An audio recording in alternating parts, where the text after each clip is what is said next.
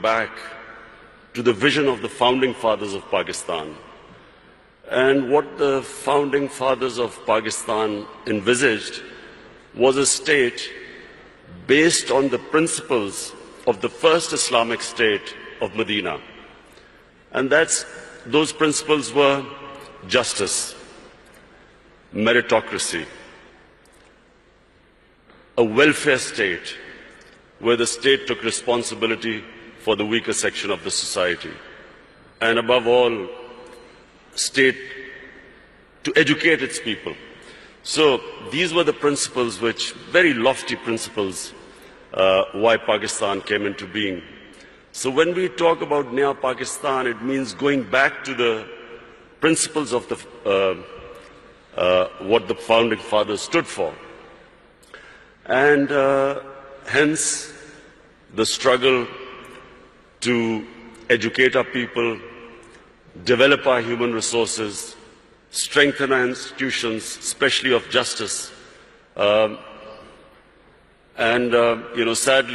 Sadly for us, some of those principles are more visible in, say, the Scandinavian republics, say in Switzerland, say in New Zealand, than in Pakistan, what was supposed to be an example for what an ideal Muslim state was supposed to be. You've mentioned so many important points that I'm going to go back to one by one. So, working on human capital, fighting corruption, empowering the economy. Walk us through the economic agenda of your government now. Well, we have been in power for 60 days. We have inherited two big deficits: fiscal deficit, current account deficit. And so the immediate concern for our government is to increase our exports.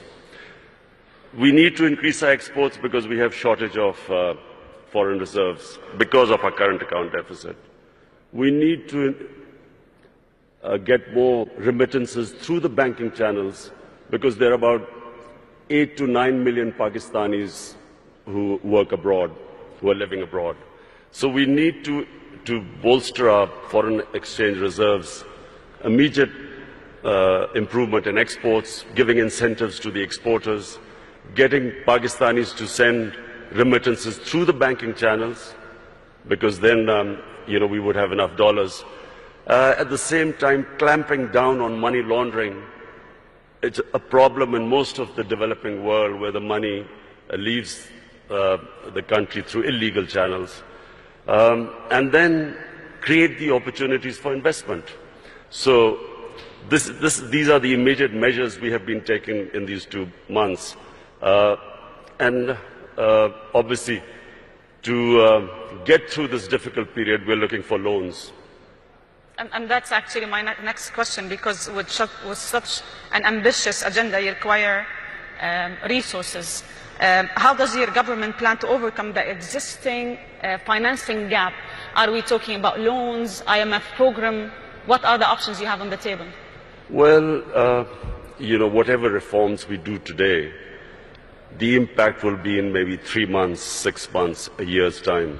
So right now we need to have loans to go through this difficult period of repaying or servicing our debts for our imports. So we are talking to both IMF, and also we are talking to friendly governments that we could go through this difficult period to get loans. So you might be applying for another IMF program? Yes, we're talking to the IMF.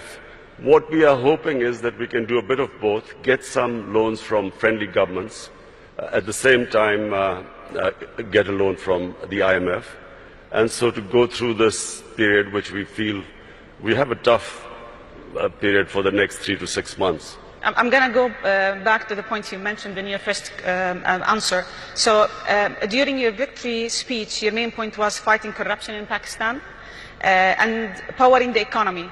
How is your government aiming to ensure transparency so you can revive the investors' confidence in Pakistan and investing in Pakistan? Firstly, Lubna, you must understand that corruption.